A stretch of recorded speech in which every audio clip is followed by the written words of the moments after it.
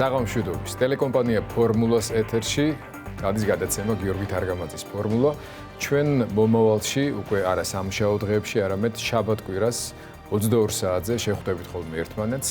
კვირის მნიშვნელოვან მოვლენებს მიმოვიხილავთ და საინტერესო სტუმრებს მოვუსმენთ. დღეს ჩვენ შემოგთავაზებთ ექსკლუზივს, რომელიც უკავშირდება ტელეკომპანია ფორმულას და ძალიან სახელოვანი, მნიშვნელოვანი საერთაშორისო კვლევითი ორგანიზაციის კვლევის ერთობლივ შედეგებს. მას ასე, ფრანგული კვლევითი ორგანიზაცია IPSOS-ი ტელეკომპანია ფორმულას დაკვეთით უკვე მეორე კვირაა ატარებს მოსახლეობის განწყობის კვლევებს საქართველოს მასშტაბით.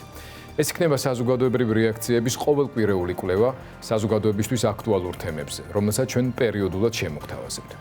სწორედ ბოლო კვირას განხორციელებული კვლევის მთავარ მიგნებებს გაგაცნობთ ახლა და კომენტარებსაც მოვისმენთ სტუდიაში ნიკა მელიას და სერგი კაპანაძის მეშვეობით. ხოლო დღევანდელი გადაცემის მეორე ნახევარს მთლიანად დავუთმობთ ყველა ჟურნალისტისა და მთელი აუდიტორიისთვის გამორჩეულად საინტერესო რესპონდენტს ლევან ბერძენიშვილს.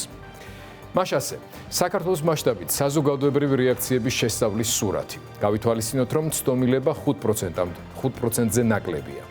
ფრანგული კვლევითი ორგანიზაცია IPSOS-ის შედეგები ასე გამოიყურება. პირადად თქვენ უჭერთ თუ არა მხარს არჩევნების სრულად პროპორციულ სისტემაზე გადასვლას. დიახ, რესპონდენტთა 65% პასუხობს, არა 10%, არ ვიცი ან უარი პასუხზე 25%. ქსმენია თუ არათ მოთხოვნები, დაინიშნოს ვადამდელი საპარლამენტო არჩევნები პროპორციული სისტემით.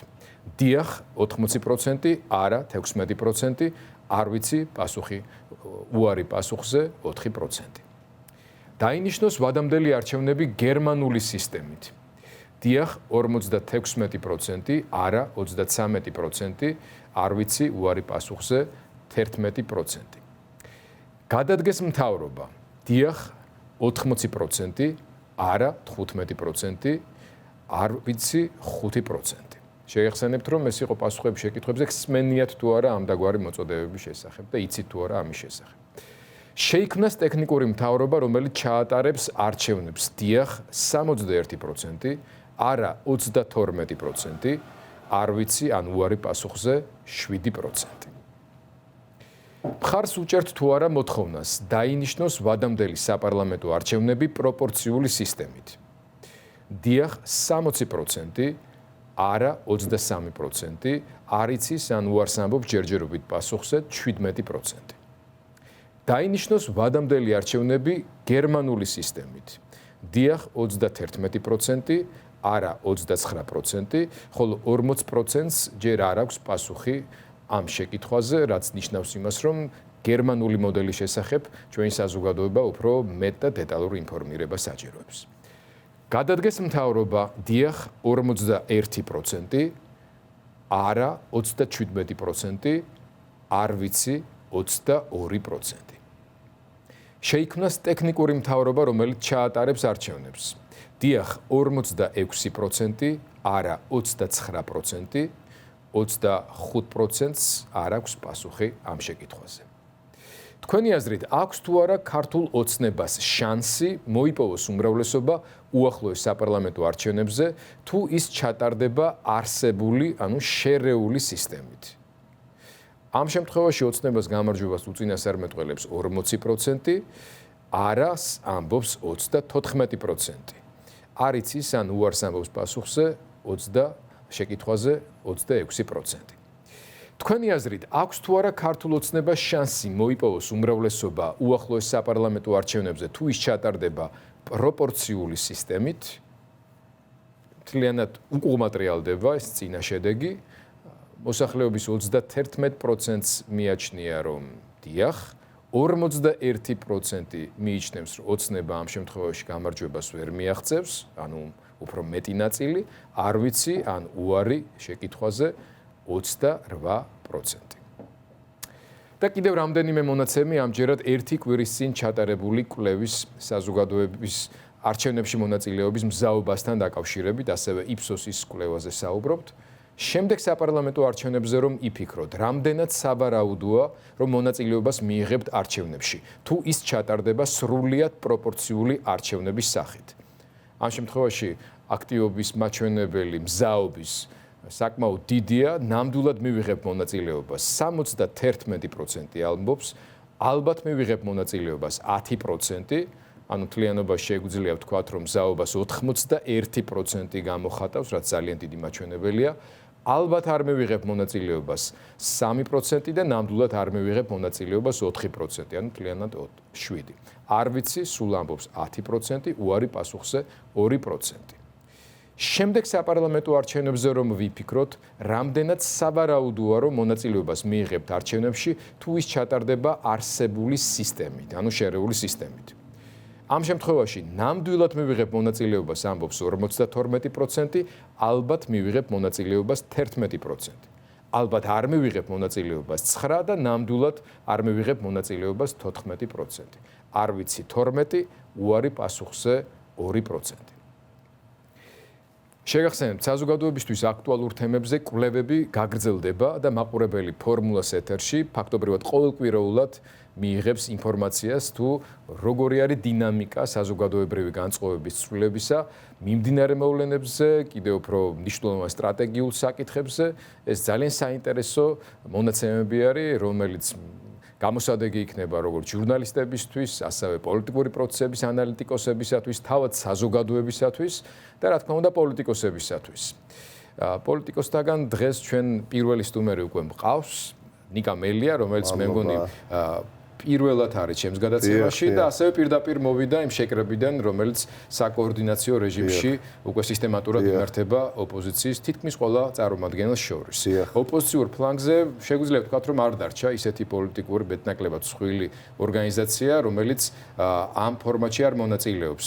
სანამ ამ კვლევის შედეგების შეფასებასაც გთხოვთ, თავარი მიგნებები მაინც რომ შევამჩნიოთ, იქნებ გითხრათ სიახლე რა არის დღეს რაც განიხილავდით, როგორი განწყობა არის მაგიდის გარშემო, მათ შორის იმ ადამიანების ურთიერთობის თვალსაზრისით რა ცვლილებები არის, რომლებიც ზოგიერთი მათგანი ერთმანეთთან საკმაოდ მკვეთრად იყო დაპირისპირებული. სიამოვნებთ, პირველ რიგში აშემილი არ დავიწყო მოლოცვით და სიხარულის გამოხატვით, რომ თქვენ დაბრუნდით ჟურნალისტიკაში, მე მგონი გიყავით უბრალოდ აქტიურად და გადაცემა, საავტორო გადაცემა გაქვთ, ეს ნამდვილად ამდიდრებს საზოგადოებრივ ცხოვრებას და მხოლოდ ჟურნალისტიკას. დიახაც, მე მოვდივარ თქვენთან ახლა შეხვედრიდან, რომელიც იმართება ლეიბორისტული პარტიის ოფისში და სიახლე არის რა, რასაც ხაზს გაუსვამდი სიამოვნებით.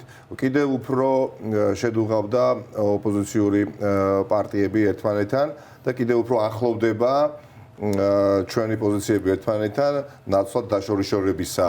და თუკი პირველი შეხვედრა გავიხსენებ, როდესაც შედგა იგი ლეიბორისტული პარტიის ოფისში, ხა ძალიან მძიმე ატმოსფერო იყო და დაძაბული ატმოსფეროც იყო, იქ იყვნენ ელემენტარულად ადამიანები, რომლებიც მე მგონი არც კი მიესალმენ საწყის ეტაპზე და დღეს თუკი გადავავლით რეტროსპექტივაში და დავინახავ, ასე ვთქვათ, დღეს რა შეხვედრა იყო და რა შევადარებ, როგორი შეხვედრა იყო პირველ შეხვედრაზე, უდიდესი განსხვავებაა ელემენტარულად ადამიანებს შორის ურთიერთობა იმდაგვარადაა ჩამოყალიბებული, რომ უფრთხილდებით ერთმანეთს. ეს არის შეგახსენებთ პოლიტიკური პარტიების წარმომადგენლები, რომლებთან შორის განსხვავება არ არის მხოლოდ იდეოლოგიური, არის ადამიანებს შორის ურთიერთობა არის ძალიან მკვეთრი დაპირისპირება გამოცხადებული ერთმანეთი დიახაც და თანხმდებით იმაზე, რაზეც თანხმდება მთელი საზოგადოება, რომ არსებული წყობა და ოლიგარქიული წესწყობილება არის შესაძლებელი და ამის შემდეგ კი ბატონო, მოდით მოვიპოვოთ საერთო სამართლიანი თამაშის წესები და ამის შემდეგ კვლავ დაუბრუნდეთ პაექრობას, მაგრამ ოპოზიციურ პლატფორმაზე, ოპოზიციურ პარტიებს შორის, როდესაც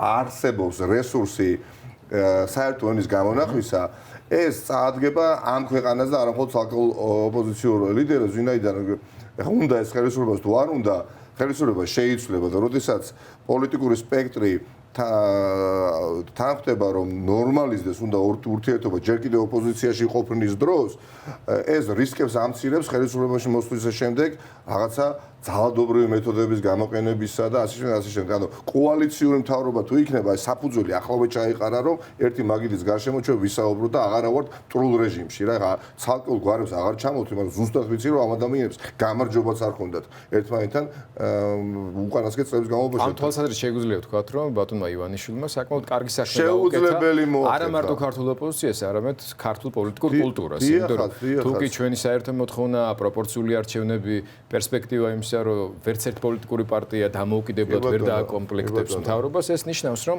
კოალიციაში მოუწევთ ერთმანეთთან თანამშრომლობა ისეთ სუბიექტებს, რომლებიც ერთმანეთის მაინცადამაინც დიდი ახლობა მეგობრები შეიძლება სულაც არ იყვნენ.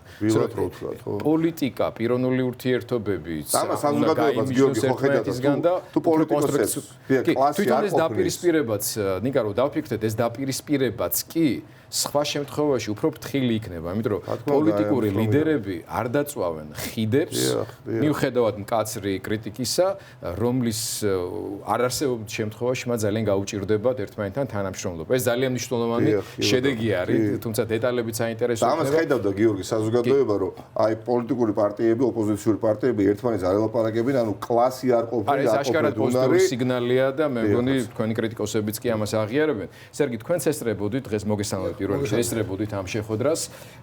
თქვენი პოლიტიკური ორგანიზაცია ერთ-ერთი მთავარი აქტიორი არის სხვა მსხვილ პოლიტიკურ სუბიექტებთან ერთად არსებული რესურსების, საპარლამენტო წარმომადგენლობის ბევრი სხვა მიზეზის გამო. როგორ ინაწილეთ ფუნქციებს იმ პოლიტიკურ სუბიექტებთან, რომელთანაც არათუ თანამშრომლობა არ გაკავშირებდათ აქამდე, არამედ საკმაოდ სერიოზულ დაპირისპირებაშიც იყავით. თვლით თუ არა, რომ ეს ეკლექტური თანამშრომლობის მაგალითი კი არ არის, არამედ პოლიტიკური დიალოგის და წინსვლის გამოვლინება არის ამ თვალსაზრისით. მოგესალმებით. ბუნებრივია, იქ ვინც არიან შეკრებილები ამ შეხვედრებზე ძალიან განსხვავებულები არიან ერთმანეთისგან და არა მარტო არ იქ არიან ძალები, რომლებიც ერთი ევროპული პოლიტიკური ოჯახების წევრები არიან, ხო, ჩვენთან ნაციონალური მოძრაობა მაგალითად, ხო? მაგრამ გარდა მაგალითად რესპუბლიკელები და თავისუფალი დემოკრატები ხო რომლებიც ალდეს წევრები არიან. მაგრამ ასევე არიან ისეთი ჯგუფები, რომელთაც არაფერი საერთო არ აქვს. არც საგარეო პოლიტიკურ ხედვაში, არც ეკონომიკურ, არაფერი რა. ოღონდ ერთი რამე გვაქვს საერთო. ყველანი თანხმდებით იმაზე, რომ არჩევნებით უნდა დადგინდეს ვინ იქნება ხელისუფლებაში. და ივანიშვილი გვეუბნება, რომ არაო, ესე არ დადგინდებაო.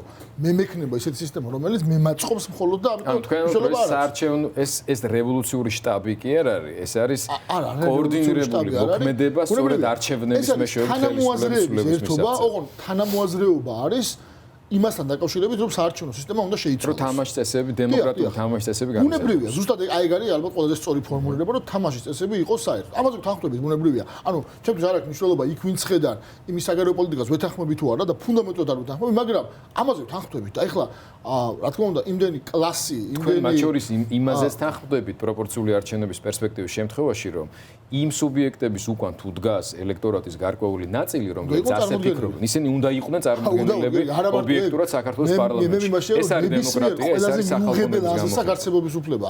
და არავინ არ უნდა დასაჯო აზრის გამო. სულ ფაშისტები რო იყვნენ და კრემლის რა ქვია პროპაგანდისტები, იმათ თუ ვიღაცა მხარს უჭერს, უნდა იყოს წარმოდგენილი. ამისი პრობლემა კი არა გვაქვს ჩვენ.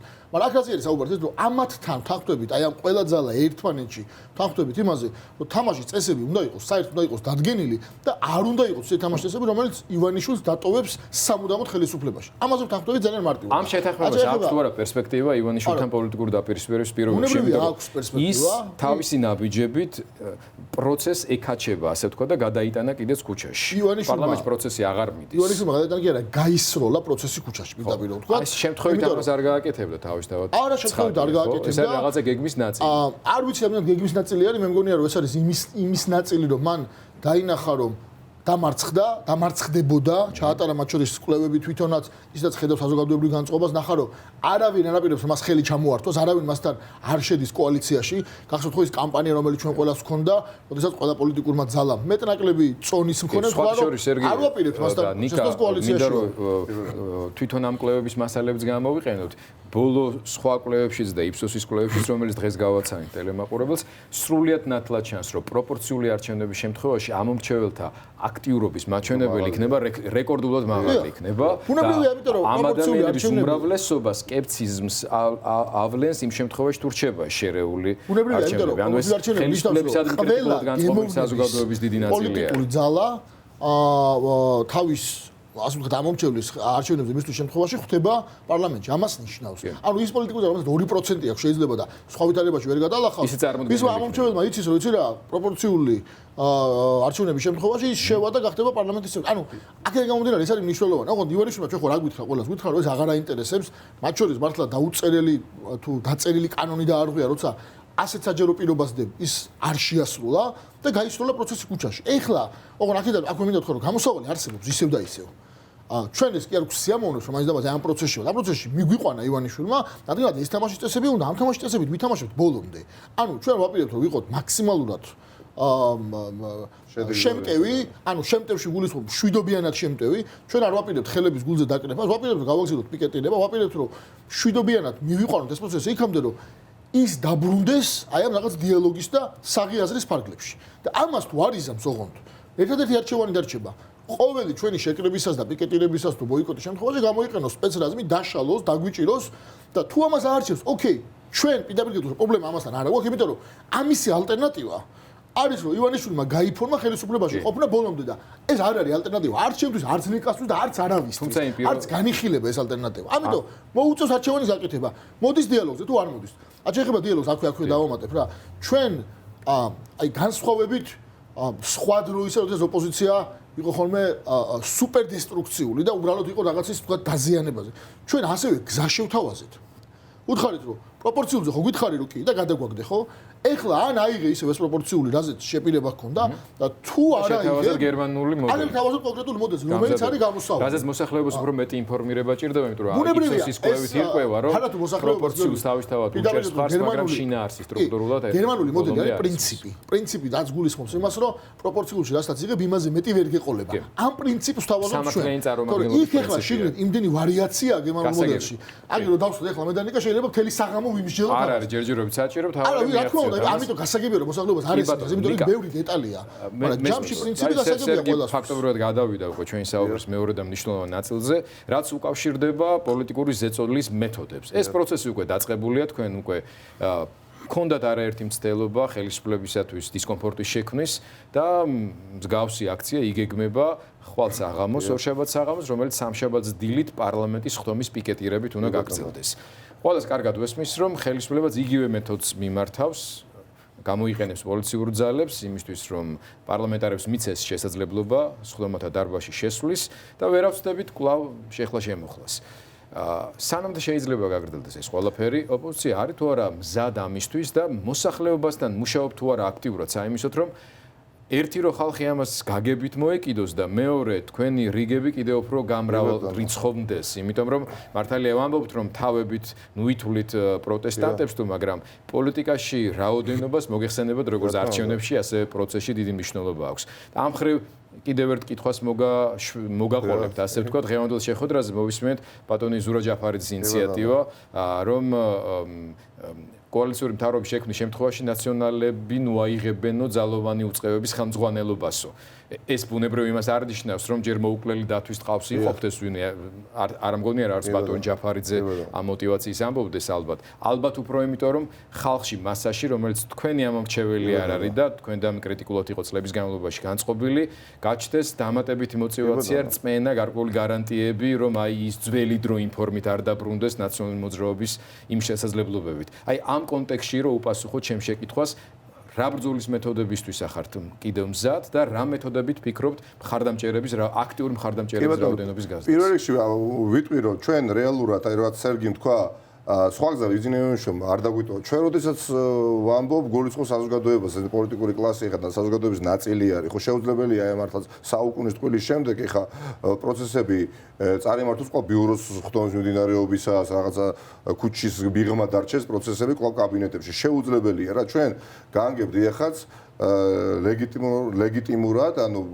ვახდენთ პროცესების პროვოცირებას, პოლიტიკური პროცესების პროვოცირებას ქუჩაში. კარგი გაგედი, დიახ, ფორსირებას, ანუ ლეგიტიმურია ეს პროცესები, რომელიც მიმდინარეობს, გამიგეთ? ანუ მწვავენი ვართ, მაგრამ კანონის ფარგლებში, უყუყმანონი ვართ, მაგრამ კანონის ფარგლებში ვრჩებით. მე თქვენ ახსენეთ ახლა სერგის რო ესაუბრებოდით, რომ ალბათ რაღაცა გეგმა ქონდა ბიზნესში, მე პირიქით მგონია რომ არანაირი გეგმა მას არ ქონდა, იმიტომ რომ წინ მეწყერი უკალ წყალი ქონდა, ადამიანმა იცოდა თუ კი თქვენი კვლევები IPSOS-ის ამაზე ცხადყოს, ხო კიდევ ერთხელ რომ უბრალოდ უპირობოთა არ ხდებოდა, ანუ შანსი თეორიულად არჩებოდა რომ კოალიციური მთავრობა ქართულ ოცნებას დაეკომპლექტებია და მან ალბათ არ ვიცი მე ამიტურად ჩათვალა რომ დამაჯერებელი ვიქნები საერთაშორისო საზოგადოებასთან ურთიერთობისას, როდესაც ვიტყვი რომ მე კი მინდოდა, მაგრამ მაჟორიტარებს არ უნდოდა რა. უბრალოდ წარმოუდგენელი არის რომ მას არ ეფიქრა რა შეიძლება ამას მოყოლოდა. ყველა გზა გაგვიკეტა.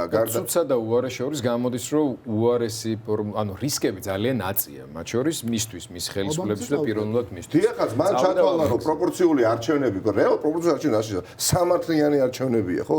იფიქრა ალბათ რომ ვერ მიხვდება ხალხი არ გამოვა ქუჩაში, ეხა ერთი წით ადრე არჩევნებამდე მე ხა სიტყვა რო უკან წავიღო, არ აღშფოთდება ხალხი აპროპორციული არჩევნები. მათ შორის რეგიონებში საბოლოო მაჟორიტარებთან მიმართებაში შეიძლება ჩაფულები არიან ასე შემდეგ და ასე შემდეგ. კონკრეტული ადამიანები რომ მისაღები იყოს თვითმმართველობის დონეზე. რესურსი არის ზარდი ჩემის აზრით, რომ ინაიდან სიმართლე არის ჩვენს მხარეს, მორალური უპირატესობა, ფსიქოლოგიური უპირატესობა, პოლიტიკური უპირატესობაში გადაზრდილი არის, ხო? არის და ეხა ივანიშვილი, როდესაც რობოკოპების ამარად არის დარჩენილი და სპეცნაზის დაცვის წევრების ამარად არის დარჩენილი, ხო? ასე ეხა თავად დარწმუნებული ვარ, უნდა ხვდებოდეს, რომ ვერანაირად ვერ გაიხანგძლივებს ყოფნას ხელისუფლებაში. შეუძლებელია რამდენჯერაც ჩატარდება საპარლამენტო სხდომა, იმდენჯერ მოუწევს რობოკოპების გამოყვანა. ანუ მას აღარ დარჩა ავტორიტეტი, რითიც დაარწმუნებს საზოგადოებას, თუნდაც სტარ პოზიციაში, ხო?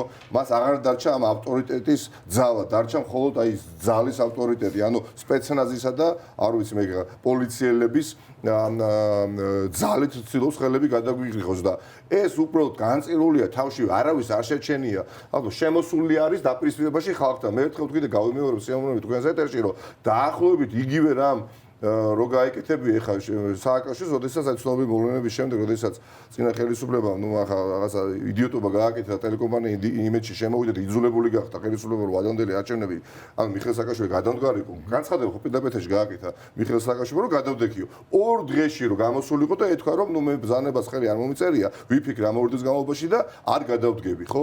დაახლოებით ასეთი რაღაცა თქვა. ეს არ იყო ჩვეულებრივი უბრალოდ საკითხის გარშემო ნათქვამი, ეს ეგზისტენციალური ნიშნულოვანი საკითხი იყო, რომელიც განსაზღვრავს პოლიტიკურ ცხოვრებას არა მხოლოდ მომდენო წელს და მომდენო 2-3 წელიწადში, ანუ მომდენო 10 წლეულებსაც განსაზღვრავს. ამიტომ ივანიშვილი ალბათ თუ კი რამეს არ ელოდებოდა აი ამ ეკლექტურ ერთობას, სადაც არის ყველა პარტია თავმოყრილი, სადაც არის ნინო ბურჯანაძედან დაწყებული, გირჩი დედამთავრებული, ხო? შუაში ევროპული საქართველო და ნაციონალურ მოძრაობაც, ხო? აბსოლუტურად ბევრი და მართა სწორი თქვა სერგი, არ გვაერთიანებს. გარდა იმისა, რომ ყველანი შევთანხმდით, რომ ბიძინა ივანიშვილი ამ ქვეყანას რაც უფრო დიდხანს მართავს, მით უფრო ღრმად ვეფლობით ჭაობში და როდესაც შენ მორალურად ხარ ძლიერი, ეხა ვერც ერთი რობოკოპი ვერ გაგაჩერებს. ეხა მე იმ დღეს ვიდექი მაგალითად იქ აქციის მსვლელობისას, ხო როდესაც რობოკოპები წამოვიდნენ და აი ვერც ერთ ადამიანში შიში ვერ დავინახე. მეტიც რა დავინახე, იცით?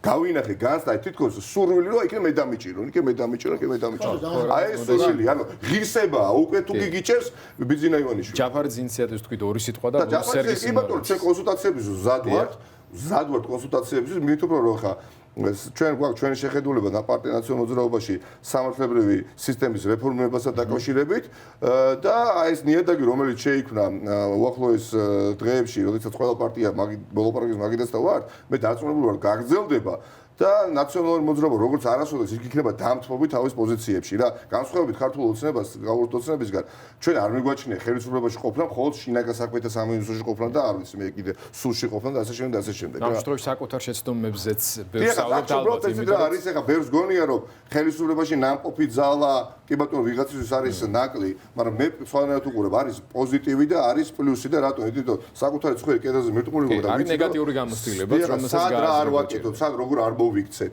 მაგრამ კი ბატონო, ჩვენ ერთობის შენარჩუნების გამო პირდაპირ გეუბნები და მე კი მოგიზგავშებ, ზად ვართ რაციონალურ დათმობებზე წავიდეთ რა.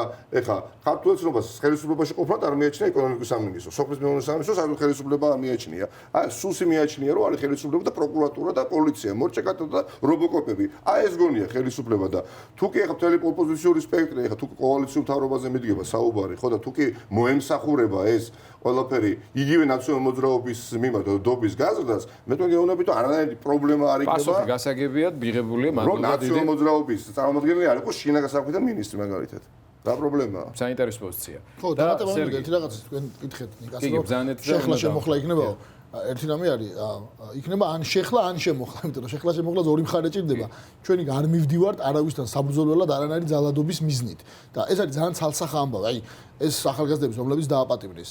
არც ერთ მათგანზე არც ერთი ინფორმაცია, არც ერთი სამხილი არ იყო, რომ მათთან ან წინააღმდეგობა გაუწიეს პოლიციას, ან რაიმე იძალადეს, არც ერთი. აი ერთ-ერთი რაც ამბობდნენ, ერთადერთი რაც ამბობდნენ, არის რომ აი აგინებდნენ ვიძინა ივანიშვილს. მთელი ქვეყანა აგინებს ვიძინა ივანიშვილს, ახლა მაგის გამო. ხო, შეიძლება თავად ახალგაზრდების ესეთ თავშეკავებული მოქმედება. კი, იმიტომ რომ იქ მისული ადამიანებისთვის არის სულ ნათელი რატო ვარ კი? იქ ვარ, იმიტომ ადგილზე ვინც ყოფილა ეგეთ სიტუაციაში ძალიან რთულია თავშეკავება. არის მისული გაბრაზებული ადამიანები, რომლებიც ამბობენ რომ ჩვენ აქ მოვედით შეგნებულად რომ შვიდობიანად შეუშალოთ ხელი მაგათა პარლამენტის თომის ჩატარებას. ოღონდ ახლა თუ პოლიცია მოდის, იქ გავართ, მაგრამ თუ მოგვაწვება, გვერდზე ვიწევით, ანუ არ ძალადობთ პოლიციელებზე, არ ვესხმით თავს პოლიციელებს. ეს არის პრინციპული ამბავი არის ეს ჩვენთვის და აქედან გამომდინარე და სოფლიო ხედავს რა, ბუნებრივია, იმის ფონზე რაც სხვა განხდება, სხვა ქვეყნებში, ხო ესეთი, ამას ხედავს ყველა და კიდე ერთხელ ვამბობ, მოიყვანს კიდე რობოკოპებს და გაგწევს გვერდზე, კიდე დაიჭერს ადამიანებს. კი ბატონო, ოღონდ ასე მოუწევს სიარული ერთი წლის განმავლობაში და არ არსებობს ამ ქვეყნად ხელისუფლება, რომელიც ერთი წელი თავის მოქალაქეებს არბევს, ბიუროს ხტომით დაწყებული, თავრობის ხტომით გაგრძელებული და პარლამენტის ხტომით დამთავრებული, ამას დაგვია სპეცრაზმის გამოყენებით ატარებს ხტომებს და ასე მუშაობს. არა, გამორიცხული არის ამას რო გაუძლოს და სერგი, აი გაძლებაზე საუბრობ და მართლა ბოლო კითხვა ამ შემთხვევაში, თქვენ საგარეო საქმეთა მინისტრის მოადგილე იყავთ წლების განმავლობაში, დიპლომატებთან ურთიერთობის გამოცდილებაც გაქვთ და მათი ენაც იცით. ამ სიტუაციაში, როდესაც დასავლეთის პოზიცია საოცრად ერთიანია, შეფასებების კუთხითაც, თქვენის აზრით რამდენხანს ეყოფა თავად ივანიშვილის რესურსი მათთან აი ესეთი დავარქვათ ამას მშვიდობიანი ურთიერთობა. ძალიან კითხვა არის, აქ საუკუნის ტყუილია ნიკამ თქვა. საუკუნის ტყუილი ხო შიდა ამბავში იყო. და მე მართლა გულწრფელად გეუბნებით, მე არ მახსოვს, რომ ჩვენ საგარეო პარტნიორებთან საქართველოს ხელისუფლებას რაიმე თემაზე ესეთი ტყუილი გაებედოს. აი მართლა ბევრი ვიფიქრე, არ მახსოვს ეგეთი რა. ხშირად ყოფილა ჩვენ დროს, ჩვენამდე შემთხვევა, როცა ქონია უთანხმოება საგარეო პარტნიორებთან, ქონია დისკუსია, არ დავთანხმებული ვარ, ჭიდაობა ყოფილა. ოღონდ რო გვეთქვას, ან გვეთქვას ვამბობ წინა ხელისუფლება, ან იმის წინას რო ვეთქვას, აი ამას გავაკეთებ. და მე ეთქვას რომ აღარ გავაკეთებ. ეგეთი რამე უბრალოდ ფიზიკურად არ მახსოვს. არ იყო უბრალოდ. შესაბამისად, თქვენ გიყვას რომ დაუბრუნდე. რამდენად დარჩა რესურსი? რესურსი აღარ დარჩა. საგარეო ასპარეზზე ყველა გზა აქვს მას მოჭრილი. ამიტომ აქ მეორე დიდი ხიფათი რა გვაქვს ჩვენ. იმ პირობებში, როდესაც ყველამ დაინახა ივანიშვილის ნამდვილი სახე. თუმცა ყველამ დაინახა, რომ ეს კაცი არის გადამგდები და ყველაფერზე წამსვლელი. არის ორი არჩევანი. ან ივანიშვილი მათ შორის ამ საგარეო ზეწოლას ექვემდებარება და მოდის დიალოგზე და გამოვდივართ ამ კრიზისიდან და გამოსვლის გზა ერთადერთი პროპორციული არჩევნები ვადამდელი იყოს დანიშნული. ან მეორე არჩევანი დარჩება. მეორე არჩევანი არის იანუკოვიჩის გზა. ანუ ღიად უბრალოდ გადახვევა თქმა დასავლეთისთვის რომ მე თქვენ აღარ მაინტერესებთ, აი აქ მყავს უკეთესი პარტნიორი. და ორივე ამ გზიდან, ან ერთი, არც ერთი არ არის აქედან გამოსავალი. რა გამოსავალი არის მარტო დათმობა ამ შემთხვევაში საზოგადოებისთვის მიღება იმ რჩევის, რომელსაც ჩვენი დასავლელი პარტნიორები აძლევენ და რაღაც კრიზისის განმხობა. იმიტომ რომ ის მეორე გამოსავალი არ არის. ის მეორე არის კატასტროფა. შეიძლება ივანიშვილისთვის გამოსავალია. ქვეყნისთვისაც სერიოზული პრობლემაა. ბევრი დრო დაჭირდება რეაბილიტაციას ჩვენი რეპუტაციის და კატასტროფა იქნება 10 წლეულებს დავკარგავთ უბრალოდ. ამიტომ საზოგადოებასაც უნდა მინდა რომ ვიმართო ეს საშუალება გამოვიყენო რა. აი ქართული ოცნება ხშირად ამბობს ხოლმე რომ არ იცის ხალხმა პროპორციული და ამის გამო თავს თუ შეიწუხებთ. აქ რაზეა საუბარი მართლა. საუბარია ისეთ საარჩევნო სისტემაზე, რომელშიც ვინც იქნება ხელისუფლებაში, ხალხთან იქნება ანგარიშვალდებული და არ მიიღებს გადაწყვეტილებას, რომელიც მარტო ერთ ადამიანს აწყობს და არავის სხვას არ აწყობს. და ჩვენ ხო ბოლო წლებში ვნახეთ ბევრი ეგეთი გადაწყვეტილება. დაწყებული, აი მაგალითად დაგროვებითი პენსიით, რომელზეც არის კონსენსუსი, რომ ცუდია, აღარ არაინტერესებს რაღაცა გრძელი ფული აიღო და ამ ფულს ხვალადგება თავისთვის გამოიყენებს თავრობისთვის და მაგალითად როგორიც არის ვალების გაზდა, როგორიც არის გაძვირება, როგორიც არის რეგულაციების შემოღება. ამას რატო აკეთებენ ხო ტაქსის რეგულაციებით დაწყებული საბანკოში გაგრძელებული? იმიტომ რომ გაწყვეტილია კავშირი ხალხს და ხელისუფალს შორის და ჩვენ ეს გვინდა რომ ეს არ იყოს გაწყვეტილი. ამიტომ ვინც ამით არის უკმაყოფილო, ამ შემთხვევაში ვაქვს ერთადერთი გზა. ჩვენი გარეთ გამოსვლით ამ პროტესტით ვაჩვენოთ ივანიშვილს რომ დაბრუნდეს საღი აზრის და კონსტიტუციურობის ფარგლებში. სხვა შორის იმ კონსტიტუციის, რომელშიც უკვე ჩაწერილია რომ პროპორციული უნდა იყოს არჩევნები. ბუნებრივია. მადლობთ. მადლობას გიხდით. მადლობა, ერთად უფრო დავამატებდი. ხვალ მნიშვნელოვანი არის, რომ ეს მზარდი ხარისხის დემონსტრაციები გადავზარდოთ ეხა უკვე რაოდენობაში და ვიკრიბებით ეხა იცი თქვენ რესპუბლიკის მოედანზე 7 საათზე და ნაწილი საზოგადოებაზე შეიკრიბა პირდაპირ რუსთავის გამზირება, ვინც რესპუბლიკის მოედანზე შევიკრიბებით, მსვლელობით წამოვალთ პარლამენტის შენობისკენ და ვინც კი დააპირებთ დარჩენას, თბილად ჩაიცვით, იმიტომ რომ ჩვენ დილამდე უნდა გავჩერდეთ პარლამენტის შენობასთან და არ შევუშვათ ქართული ოცნების დეპუტატები იქ, სადაც მათ არაფერი ჩემს გვაწყვეტ არ ესაქმებათ, მანამ სანამ საზოგადოებას ყურს არ დაუგდებენ. ამიტომ ყვალინდელი დღე არის მნიშვნელოვანი, კიდევ ერთხელ კიდევ რაიმე იღავით თუ კიდე დარჩა ბიზნესში, ისიც ჩამოვაცილოთ და დავანახოთ თელ სოფლიოს რომ რობოკოპების ამარაა თხოვ დარჩენილი. მადლობა სტუმრობისთვის. გელით კიდევ არაერთხელ თქვენ გემშვიდობებით. ტელემაყურებელს მინდა უთხრა, ჩვენ საუბარს გავაგრძელებთ ბატონ ლევან ბერძენიშვილთან, მცირე პაუზის შემდეგ დაგიბრუნდებით.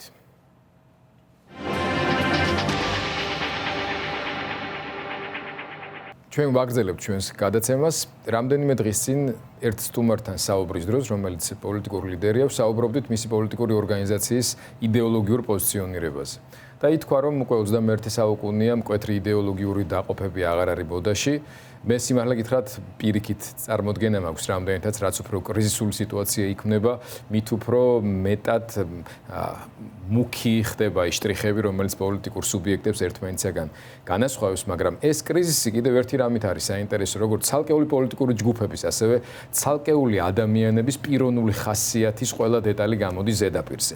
ამ თვალსაზრისით პოლიტიკოსებთან საუბარი, რა თქმა უნდა, საინტერესოა და ჩვენი დღევანდელი სტუმარი ბატონი ლევანი ამ თვალსაზრისით გამორჩეულად სტაჟიანი და ვეტერანი ქართველი პოლიტიკოსია, ვეტერანი პოლიტიკური პარტიის წარმომადგენელი, მაგრამ ამავე დროს მისი განსაკუთრებული უპირატესობა ქართულ პოლიტიკურ სპექტრში და საზოგადოებრივ სივრცეში ლიტერატურული პერსონების შეფასება, მათი ხასიათების, დეტალების გააზრება არის. დღევანდელი ქართული ვითარება, როგორც პოლიტიკური, ასევე საზოგადოებრივი განწყობების კონტექსტით. რა მოვლენებს გაგონებთ, თუ არის რაიმე მსგავსება საქართველოს უახლეს ისტორიასთან და ვილაპარაკოთ იმაზე, როგორ შეიძლება განვითარდეს მოვლენები.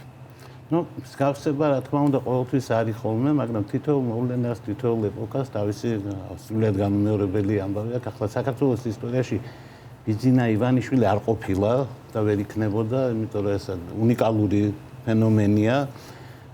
ბედნიერი ვიქნებოდი ეს, რომ არ ყოფილიყო ირონიის და რაღაცა საშინელების შემცველი ეს სიტყვები, უნიკალური და ფენომენი, მაგრამ ნამდვილად უნიკალური აღმოჩნდა. ჩვენ ასეთი, მე ვიტყოდი, ბრიყვი მართველი არ ყოლია, მე მგონი ძალიან დიდი ხნის განმავლობაში და ეს სიბრიყვე რაც უფრო დრო გადის, წინ გამოდის სწორედ ეს ინტელექტუალური პრობლემა.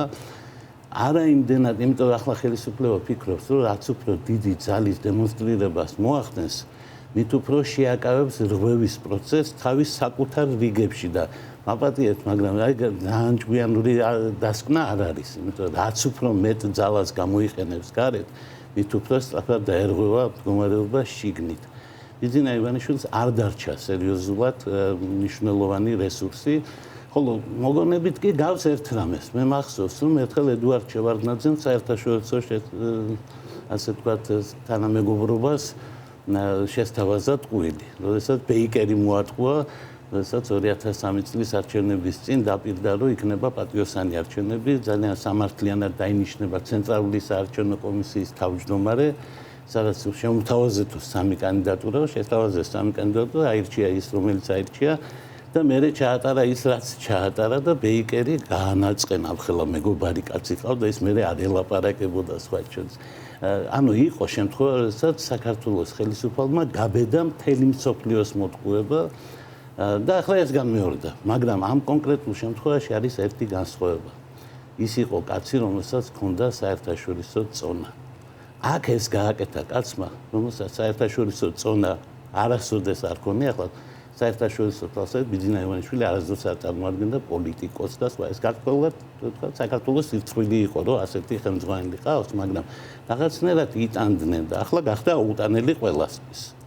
მე ვფიქრობ, რომ ბოლო დღეებმა გამოავლინა მისი აი ეს განსაკუთრებული უმციფრობა, იმიტომ რომ არ შეიძლებოდა ახლა გაეროს ტრიბუნიდან მიცემული პირობის უკან წაღება და რაც თავარია შემდეგ ხო თავიდან იხსნებოდა, რომ რაღაცა შიგნით ვერ გააკონტროლეს, თორე უნდოდათ. და ახლა ვოლსკის და სხვების გამოსვლები ამბობენ, რომ არ უნდოდათ. ანუ არც არაფერი არ გააკონტროლეს და არც არაფერი არ მომხდარა პირიქით. ახლა ის ადამიანები, რომლებიც ვითომ ვერ გააკონტროლეს, ინიშნებიან იმ თანამდებობაზე, სადაც ის ხალხი იყო, რომელთაც ვითომ წინააღმდეგებიან ფაქტობრივად საპარლამენტო. ანუ წავიდნენ ჩუგოშვილები, ხულორდავები და კაცარავები და მათ ადგილას მოდიან სწორედ ისინი, რომელთაც მაშინ თითქოს და ბიძინაევანიშვილს მძაფრი წინააღმდეგობა გაუწიეს და აწყენინეს ამ ხასიათს. ხო, ну, მოკლედ, სულად ნათელი არის, თეთრი ძაფებით არის ნაკერი და ბიძინაევანიშვილს უცებ მოუწია თქმა, რომ მან არა თუ მოგვატყუა, არამედ აღიარებს რომ მოგვატყუა. ეს აღიარება განსაკუთრებული ხასიათისა, იმიტომ რომ როდესაც ტვინი დააკლდათ, დაიწყო თქმა, რომ გაკთავარი არის ლექსიკური ამბები, ლიტერატურული საუბარი არის ვოლსკის და სხვების მხრიდან, რომ ჩვენ თქვით სიტყვა, მაგრამ ეს სიტყვა არ იყო პირობა. ეს იყო არა პირობა, არამედ იდეა და ასე შემდეგ. და ყველაზე მაგარი იყო, როგორც ჩანს, ინტელექტუალის ყველაზე მონსტრი ვინც არის, ვინც ითვლება, რომ თავარი ის არის, აქ ტვინის თავარი უკანასკნელი საფეხური, ესა პრემიერ-მინისტრის გამარტება, რომ ჩვენ პირობა მოგეცით და ვასრულებთ 24 წელს იქნება პროპორციული არჩევნები. თქვა მან და მინდა გითხრათ, რომ ეს უტიფრობა, ეს ძალა თითქოს სინამდვილეში ჩანს როგორც უტვინობა და უნიჭობა. ყველაზე უფრო მნიშვნელოვანი მაინც დაახასიათებს ქართულ ოცნებას, ეს არის მათი ინტელექტუალური შესაძლებლობების, ეს დონე რაც არის და მათი უნიჭობა. იმიტომ რომ ყველაფერს, მათ შორის ხალხის გადაგდებას, ტყუილს, სალომე ზურაბიშვილობას და სხვა სჭირდება კლასი. ჩვენ გვყავს ახლა ძალიან დაბალი კლასის პოლიტიკური ისტებლიშმენტი ხელისუფლების სათავეში, რომელიც არიან ერთმანეთის იმედზე, მათ ჩაატარეს ეგრეთ წოდებული ბიუროს ხდომა, სადაც შეკრებილი იყო ერთი პარტია და თანაპარტიელები ერთმანეთს უხსნიდნენ, აი თითქოს მართლა რამე ასახსნილი ჰქონდათ ერთმანეთთან, რა სწორად იქცევიან ისინი. და ეს არის სპექტაკლი, რომელშიც თვითონაც გრძნობენ, რომ რაღაცა ვერ მონაწილეობენ. შეაგულიანონ ერთმანეთი, მაგრამ სპექტაკლის სხვისთვის იდგმება ახლა, როდესაც პარლამენტის თავმჯდომარე სასწრაფოდ ჩამოფრინდა თბილისში და დადგა იმ ადგილას, სადაც უნდა და იქიდან თქვა, რომ ბიძინა მე აქ ვარ, შენ არ დაიჯერო, რომ მე აქ ვარ. ეს უკვე ხდება და ლიტერატურაზე მკითხეთ. არის ერთი ავტორი, რომელმაც ეს ყველაფერი აღწერა თავის ძოზე და საწყენია, რომ ქართველი არა და საქართველოში პოპულარული არ არის, მე განსაკუთრებით წლებადული, ესა არისტოფანე. პოლიტიკური კომედია, რომელიც აღწერა არისტოფანემ, ფართო მასშტაბიანად მიმდინარეობს საქართველოში. თავის ძოზე იყო მცდელობა ჩვენთან დაედგათ არისტოფანეს ყველაზე უფრო მძაფრი პოლიტიკური პიესები მხედრები მათ მხედველობაში, მაგრამ ვერ გაბედეს, ჩვენებმაც კი ვერ გაბედეს, ისეთი რთული ავტორი მართლაც და არადა ზუსტად იმსახურებს, ახლა ერთი კარგი არისტოფანე უნდა იმის აღწერას, როგორ დაიბნენ საკუთარ ტყუილებში და როგორ გაებენ თავის დაგებულ მახეებში და როგორ მოუწიათ ბიუროს ჩატარება ბიუროს წევრების გარეშე, სადაც არის, როდესაც ერთბაშად 4 ვიცე-სპიკერი არ გესწრება, არც ერთი არ გესწრება. როდესაც არც ერთი კომიტეტი, როდესაც წავიდნენ კომიტეტები, ევროპული კომიტეტები და საერთაშორისო, თავმჯდომარე პირველი მოადგილე, მეორე მოადგილე, ლამის წევრებიანად და სხვა და როდესაც მართლა დარჩა შტაბ-ეჭვება, რომ ინგლისური არ იცის ხალხმა და იონათამიშვილმა დაგვამშვიდა, ნუ გეშინიათო ინგლისური ცოდნეები დაგვრჩენეთ. მაგაში კი არ გვეპარება ეთქვი, რომ ცოდნეები დარჩათ. ინგლისური ისთვისაც გამოიყენება იმის ცოდნეები, ანუ საერთაშორისო ასპარეზზე სათქმელი არ დარჩა. როდესაც ბიძინაევანიშვილის შეხვედრა აჩვენეს ელჩებთან, სახე თვითონ აი ამის იმიჯი ამ შეხვედრის ასეთი იყო, რომ ბიძინაევანიშვილი იღიმებოდა და ელჩები არა. ანუ ვერ დაიჭირეს ვერც ერთი კადრი, როცა თავაზიანმა ელჩებმა რაღაცას გაუღიმეს მაინც, იმიტომ რომ გასაღიმებლად არა აქვს საქმე, იმიტომ რომ აშკარად ხედავენ, რომ პარანოია, რომელიც გრძელდება და ამთავრდება და ელჩების გონივრულ შენიშვნებზე არის ისე უკვე ნერვიული შეტევები და რამდენადაც მე ვიცი, ერთი-ორი ძალიან უხერხული მომენტიც კი ჰქონდა, ვთქვათ, როდესაც იტალიის ელჩმა შესთავაზა, რომ საერთაშორისო ექსპერტებს ჩამოგიყვანთ, კონსტიტუციონალისტებს, იმიტომ რაღაცებს ამბობენ, თქვენები თლათ ისე არ უნდა იყოსო და გერმანული მოდელის შესაბამისობას და კონსტიტუციას. ამასთან დაკავშირებით ბიძინაევანიშვილი ძალიან აღელვებულა, როგორც ჩანს და ახლა პოლონეთის და იტალიის და ასეთი ქვეყნის ელჩებს ეგ ვერ შეაშინებს, მაგრამ რაც უნდა იყოს ბოლოს და ბოლოს შეიძლება შეაშინოს ქართული საზოგადოება. შეაშინოს არა იმ გაგებით, რომ დამატებით რაოდენობის ძალოვანების მობილიზებას. მე გულისხმობ აი რისკებს წევს, ტემპერატურას წევს და საზოგადოება, რომელიც ტრავმირებულია ბოლო მრავალი წლის პრობლემებით, დარბევებით, კრიზისებით და ასე შემდეგ. აი განსაკუთრებით საშუალო ფენა ბატონო. მოდი, თქვენ ახლა ისაუბრეთ თვითონ ივანიშვილის პოზიციონირებაზე, მაგრამ ეს არის გარკვეული გამოწვევა არა მარტო პოლიტიკური სპექტრის მიმართ, პირველ რიგში ქართული საზოგადოების მიმართ. აი ქართული საზოგადოების ფიქრებში რო შევიდე. ჩვენ ვნახეთ აქ სოციალური კვლევის შედეგები, ძალიან ჯანსაღად ფიქრობს ხალხი და ამბობს, რომ თუ პროპორციული არჩევნები ჩატარდება, IPSOS-ის კვლევა გამოვაქვეყნეთ ჩვენ რამდენიმე წუთის წინ, 81%-ზე მეტი ამომრჩევლების აპირებს რომ მივიდეს და სწორედ ბიულეტენით განსაზღვროს თავის ქვეყნის მომავალი.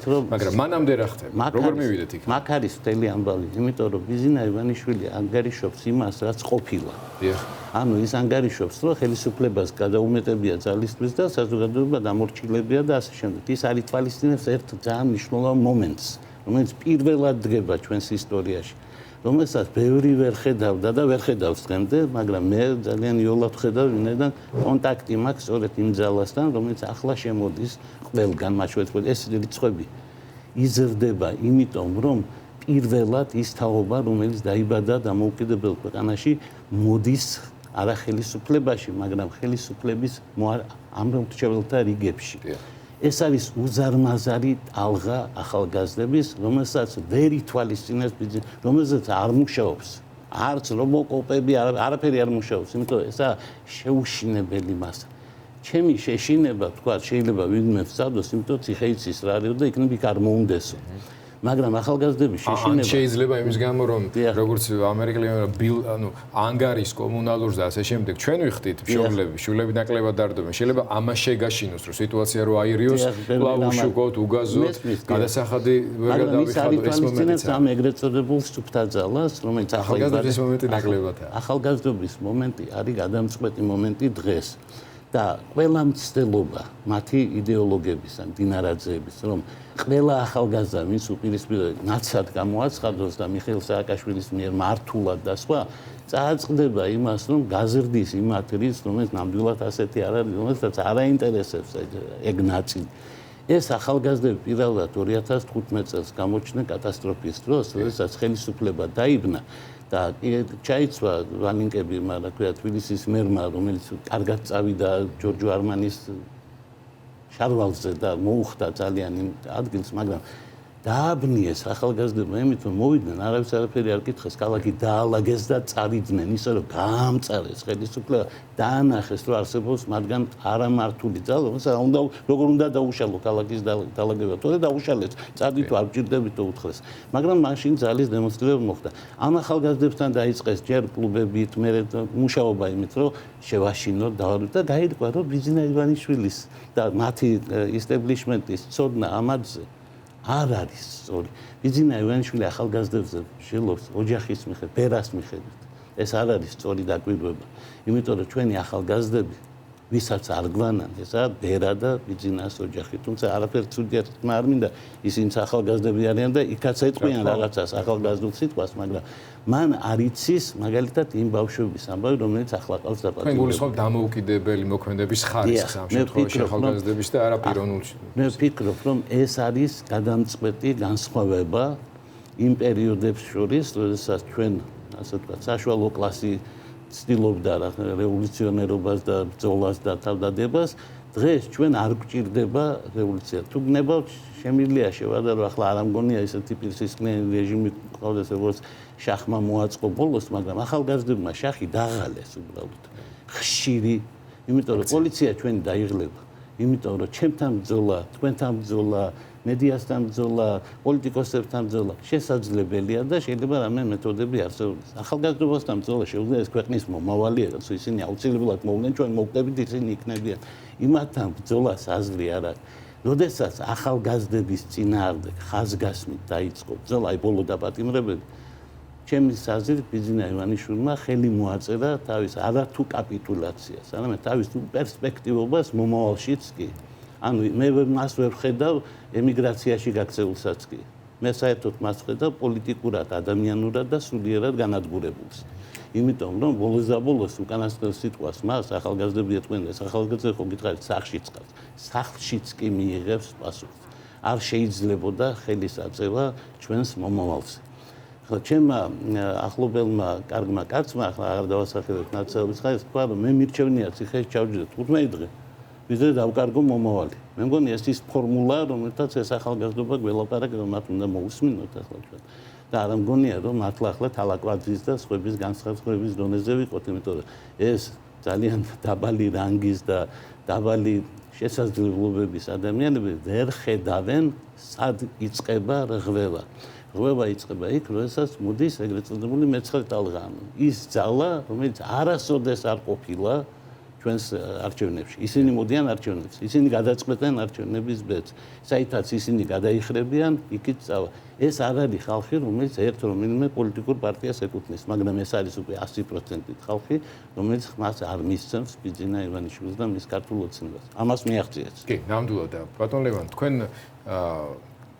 უზარმაზარი პოლიტიკური გამოცდილების პერსონა ბრძანდებით და კარგად გესმის, რომ საბოლოო ჯამში პოლიტიკას მაინც აკეთებენ პოლიტიკური პარტიები. ანუ ნებისმიერი პროტესტი, მათ შორის ეს ახალგაზრდების უზარმაზარი ნაკადი უნდა გადაითარგმნოს პოლიტიკურ შედეგში. ამის კაპიტალიზაცია უნდა მოხდეს კონკრეტულ გადაწყვეტილებებში. ამდენად პოლიტიკური პარტიების, მათ შორის ახალი პოლიტიკური პარტიების თანამშრომლობას ამ კუთხით შედეგისთვის დიდი მნიშვნელობა აქვს. როგორ შეაფასებდით იმ საკოორდინაციო ერთობას, ასე დავარქვათ, სადაც მართლა ძალიან მოულოდნელი ურთიერთობები ჩამოყალიბდა და ზოგიერთ შემთხვევაში დაცინვის ქილიკის საწინააღმდეგო ნარატივის ფორმულირება მიმდინარეობს, რომ აი ესენი როგორ უნდა დასხდნენ ერთად და რაღაცა აკეთონ და ამათთან დასაპირისპირებელი ჩვენ, ესე იგი, ძალიან ადვილი იქნება და ასე შემდეგ. ამ ტიპის ოპოზიციური ერთიანობა ოპოზიციის ძალაზე მეტყველებს საზოგადოებრივ ინტერესებს ეხმაურება თუ სისუსტის გამოხატულებაა? მე ვფიქრობ, რომ ხელისუფლების სისუსტის გამოხატულება, როდესაც ოპოზიციის ის წარმომადგენლები, რომელთაც ერთმანეთს გამარჯვებას არეუბნებოდნენ, დღეს ერთად შედან და თანამშრომლობის რეჟიმზე არიან გადასული. ხელისუფლება რო სუსტი არ ყოფილიყო, ამას არ დაუშვებდა არავითარ შემთხვევაში. ის რომ ახლა ვთქვათ, ძალიან იოლი შესაძლებელია რომ ნინო ბურჯანაძე მაგალითად ესაუბრებოდეს ნაციონალურ მოძრაობის წარმომადგენელს, რომ ნაციონალურ მოძრაობასა და მის ყოფილ მეგობრებს შორის ყალიბდება რაღაცა სხვანაირი ურთიერთობა, რომ რესპუბლიკელებს ყველასთან მიესწრება და მოესწრება, რომ რესპუბლიკელებს ელაპარაკებიან კონსერვატორები ისეთები, რომელიც არ ეთანხმებიან მათ მოსაზრებებს, ვთქვათ, ეკლესიაზე, LGBT საკითხებზე და ასე შემდეგ და შემდეგ. ეს ყველაფერი მიუთითებს არა იმდენად ოპოზიციის სიძლიერეზე, რამდენადაც ხელისუფლების სისუსტეზე. რაც შეეხება ოპოზიციას, მან შეიძინა ეს კულტურა, ასე მოხდა, ბიძინა ივანიშვილმა გვაიძულა, შევიძინეთ კულტურა, რომ მე რომ ერთმანეთს არ ვეთანხმებით, საკმაოდ ერთმანეთს ველაპარაკებით. ევროპა მეტი რა არის? ახლა ვინმეს გონია, რომ ევროპაში კონსერვატორებს და ლიბერალებს ერთმანეთი უყვარდა, გულში იხუტებენ, მაგრამ კულტურულად შეუძლიათ ერთად იყვნენ ერთ დარბაზში, ილაპარაკონ და არ იყოს ის სამარცხვინო ამბები, რაც ხდება ჩვენს პარლამენტში რამდენი წელია, რომ სულ არის მკლავებზე ხელის დახედა და ოლიმპიური ჩემპიონები გვყავს ამ სიტყვის პირდაპირ მნიშვნელობით გამოსაყენებლად, რომ უნდა იჭიდაონ, უნდა ურთი ითამაშონ და ასე შემდეგ. ანუ მე იმის თქმა მინდა, რომ კულტურა ოპოზიციის მხარეს რომ იზრდება, ეს ნიშნავს, რომ საქართველოს მომავალი პოლიტიკურ კულტურას ეკუთვნის და პოლიტიკურ პარტიებს. მე მადლობელი ვარ, რომ ეს თქვენ აღნიშნეთ, იმიტომ რომ ძალიან ხშირად ვიღაცას გონია, რომ პოლიტიკური პარტიების დრო წავიდა და სხვა. ხო, ყოველთვის როცა გინდა ერთპარტიული სისტემა ააშენო, სულ ამბობ ამას, რომ პოლიტიკური პარტიების დრო წავიდა და ეს კი არ არის პარტია სინამდვილეში და მართლაც ქართული ოცნება არის თუ არა პარტია, გაირკვევა ოპოზიციაში როგორც მოიქცევა. თუ ის აორთქლდება, როგორც აორთქლა რიგი ორგანიზაციებისა, რომელიც შევარდნაძეს ყვებს გაყვა ხოლმე ისტორიას, ესეც აორთქლება, მე დარწმუნებული ვარ, რომ აორთქლდება, მას არ ექნება ძალა. სხვა შორის უნდა ითქვას, რომ ბევრი ნაკლი ქონდა ნაციონალურ მოძრაობას და ერთი პლუსი ხო აღმოაჩნდა ოპოზიციაში მან გაძლო. ანუ გაუძლო გამოცდას ოპოზიციით. ყოფილი მართველი პარტია ყველა ვერ უძებს, ეს პირველი იყო, ვინც ამას გაუძლო. თუმცა ზოგიერთი ამას მიაწევს თავად ივანიშვილის სქემას, რომ გაყოს ორად პოლიტიკური სივრცე, აქეთ ნაციონალები, კარგი სპარინგ პარტნიორია, მუდმივად წარსული შეხსენება და მთელი დანარჩენი ოპოზიციაც მიდენოს ყველა ნაციონალებთან, რომ ამ პროპაგანდისტულმა ნარატივმა იმუშაოს. იმუშაოს მომავალში. არა, რა თქმა უნდა, იმიტომ იქ იყო გეგმები, გაენადგურებინათ ნაციონალურ მოძრაობა და ახლა გამოცხადდა ეს გეგმა. ეხლა ისინი ხო არ გვეუბნებიან, რომ საქართველოს ააყვევებენ. ახლა მათი თავარი მიზანია შეუძლია დამარხონ ოპოზიციური თავარი ოპოზიციური ძალა, ეს ახლა მათი ნათქვამი.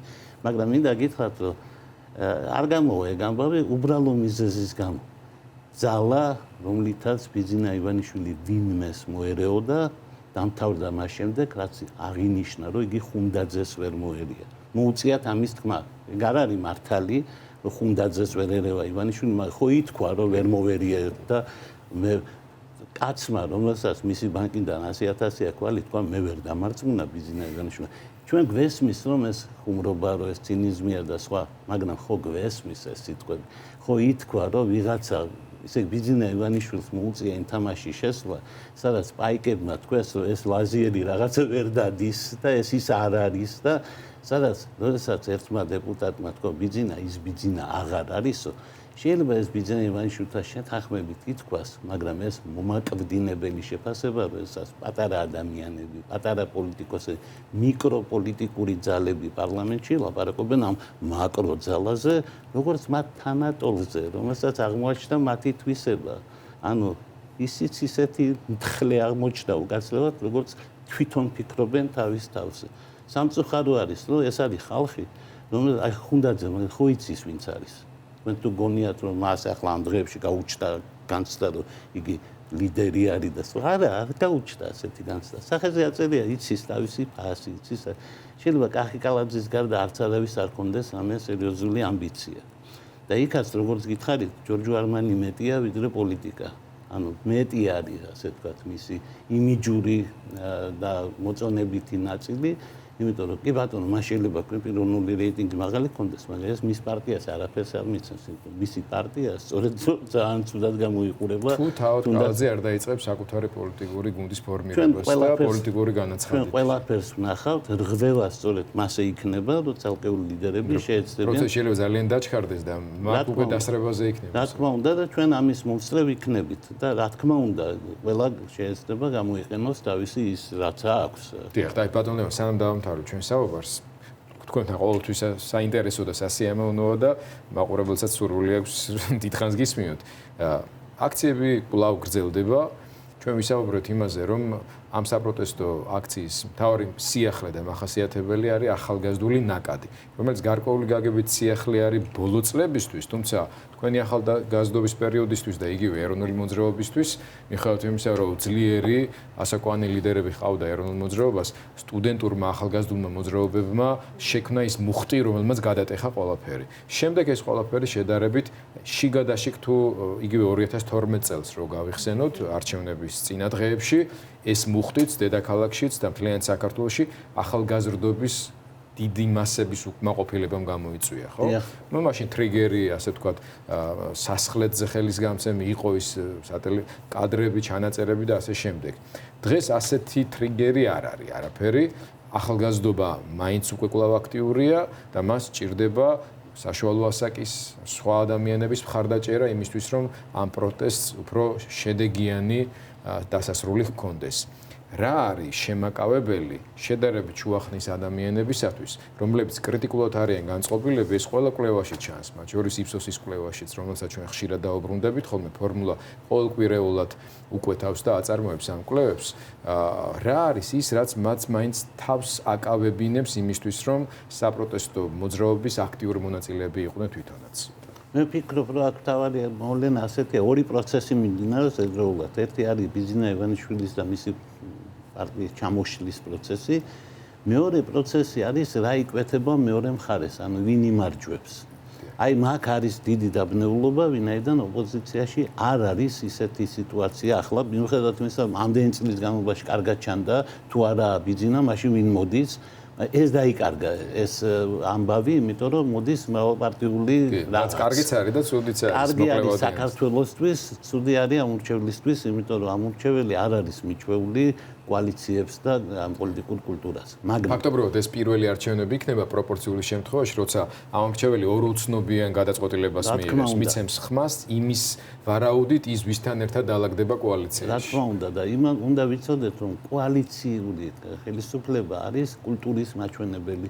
ანუ ძალიან ძნელი წარმოსადგენია, რომ ეგრევე მთელი მოსახლეობა დღესვე გარკვეული იყოს, როგორი იქნება კოალიციური ნახაზი, ჩამოყალიბდება. ეს არის სწორედ ის, რომ არა ერთი რო იყოს, ერთი ძალა რო იყოს. მაშინ ისე იგი იოლი იქნებოდა, მაშინ ჩვენი მოგება რა იქნებოდა, ერთი წავა, მეორე მოვა და დიდი განსხვავება არ იქნებოდა, მაგრამ ჩვენ ახლა უნდა გქონდეს მოგება. მე მინდა ერთი უბრალო რაღაცა თქვა. თავის დროზე არისტოტელემ ჩამოაყალიბა 6 სისტემა, რომელიც ერთმანეთს ენაცვლება ხოლმე და მან აღმოაჩინა, რომ ეს როგორც უნდა იყოს, ვერაფერს ვერ გადაახტება. ახლა განსხვავებით პლატონისგან, რომელიც გენიოსი იყო, არისტოტელე უბრალოდ იყო ხედავდა რაც ხდებოდა და ამიტომ ის უფრო ჯანსაღი იყო ხოლმე, იმიტომ პლატონის იდეები ძალიან შორს მიმავალი იყო, ზოგი შეცვლად იყო და ეს არის ნაღდი, რაც დაინახა. ნაღდი არის, რომ ოლიგარქიას ცვლის დემოკრატია.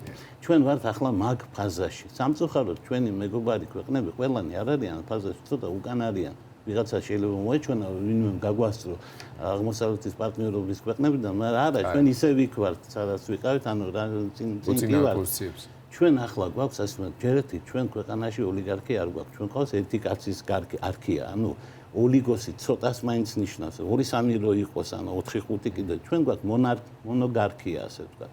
ერთკაციანი ოლიგარქია, რომელიც ამ კაცის წასვლასთან ერთად აუცილებლად მივყავართ მრავალპარტიულ დემოკრატიაში. ანუ იმაში, რაც არის ევროპის საფუძველთა საფუძველი, რომელიც აუცილებლად ნიშნავს მაღალ კულტურას, რომელიც ნიშნავს კოალიციის ტექნიკას, რომელიც ნიშნავს, რომ უნდა მოუწმინონ ერთმანეთს, უნდა მიიღონ გადაწყვეტილება, რომელიც ხალხს მოწონს და არა იმას აქვია ცალკეულ ხელმძღვანელს და სხვა. ეს ყველაფერი რთულია, მაგრამ საქართველოს შეუძლია, გვაქვს ამის უნარი. ის პატარა დრო 2014 წელი, როცა კოალიციაში ვიყავით და მოგვიწია მიხეილ სააკაშვილთან თანამშრომლობაც კი, მათთვის რომ არის ჯოჯოხეთი მოსაგონდათ, ჩემთვის არის მოსაგონდათ ყველაზე კეთილი დრო, როდესაც ბიძინა ივანიშვილს როგორც ერთ-ერთ პარტნიორს ისე ველაპარაკებოდით. და იყო ხალხი, რომელიც ეუბნებოდა არა ხარ მართალი, ახლა იმას როგორ მოწონდა, როგორ არ ვიცი, მაგრამ ვარ მოეწონა მივხვდით, როცა ერთპარტიული სისტემის შენება დაიწყო. ეს ყველას ნაკლია. ამიტომ საქართველოს მომავალში მე მგონი უკვე აღარასოდეს არ ერჩევს ვიღაცას 50-ზე მეტი პროცენტი და სულ გვექნება კოალიციები და შევეჩვევით, ამა ჩვენ პატარა ქვეყანა ვართ და ისე ვიმოქმედებთ, როგორც მოქმედებენ პატარა ქვეყნები ევროპაში. ევროპის ნაწილი არის ეს ქვეყანა. შემთხვევით არ დაიბადებოდა ბარათაშვილი ახლა რო არ ყოფილიყო, ბესიკის ხაზი გაგრძელდებოდა, ასე ვთქვათ და იქნებოდა სულ სხვა აზროვნება. ეს ყველაფერი მოხდა იმიტომ, რომ ეს ქვეყანა მას აქვს ეს პოტენციალი. და ყველაფერი არაფერი არ იყო უადგილო და უაზრო. სამწუხაროდ ეს უნდა გამოგველო, ჩვენ უნდა გვეჩვენებინა ჩვენივე თავისთვის, რომ ძალიან დაბალ დონეზე ვართ. ახლა ბიძინა ივანიშვილი არის შენი უფროსი და ესა რა შენი პრობლემა, დაბალი დონის მაჩვენებელია. მაჩვენე ჩვენი საზოგადოების პოლიტიკური კლასის ყველამ დაუშვით, რომ ასეთი კაცი ასე გაძლიერებულიყო. ახლა ეს კაცი გვისუსტდება და არ უნდა ვეძებოთ ახალი კაცი, ახალი ივანიშვილი, ახალი მილიარდერი, ან რამე ასეთი ტიპის სიახლე არა, ჩვენ უნდა ვეძებოთ ახლა ახალი ერთმანეთი. კულტურა მაგიდასთან დაჯდომის, ბიძინამ გვასწავლა, გვაიძულა, რომ გვესწავლა.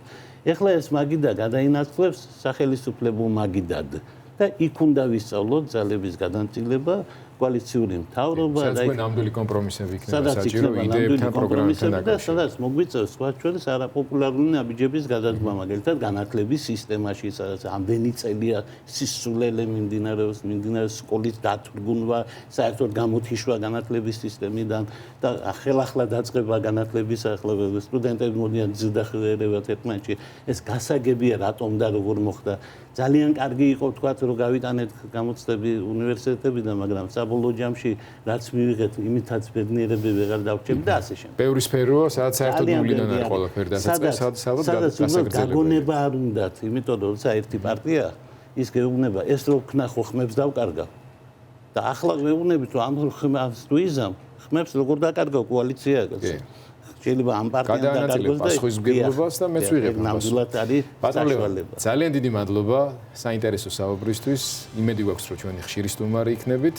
და ვიმედოვნოთ, რომ ის პროგნოზები, რომელიც თქვენი მხრიდან გამოითქვა ამ შემთხვევაში საზოგადოების პოლიტიკური კულტურის დასთან დაკავშირებით, შესრულდება, განხორციელდება, ამით მთელი ქვეყანა იხეირებს. მე ვიქონიათ. მადლობთ ტელემაყურებელს, მეც მინდა რომ დავემშვიდობო, უბრალოდ სულ შეგახსენოთ, რომ ექსტრემალური მაუწყებლობის რეჟიმიდან ჩვენ გამოსული ვართ, რის გამოც მე ყოველდღიურ ეთერში გსტუმრობდი თქვენ და ჩვენ შევხვდებით ერთმანეთს შაბათ-კვირობით, ასე ვთქვათ, 22 საათზე, ხოლო ფორმულა ნიუსის ჩემი კოლეგები, ჟურნალისტები განაგრძობენ თქვენს 24 საათიან ინფორმირებას. თქვენ რა თქმა უნდა, ყოველთვის გექნებათ შესაძლებლობა ყველა ცხელ თუ მიმდინარე პრობლემებს აქტიურად მიადევნოთ თვალი. გემშვიდობებით, მშვიდობიან ღამის გისურვებთ.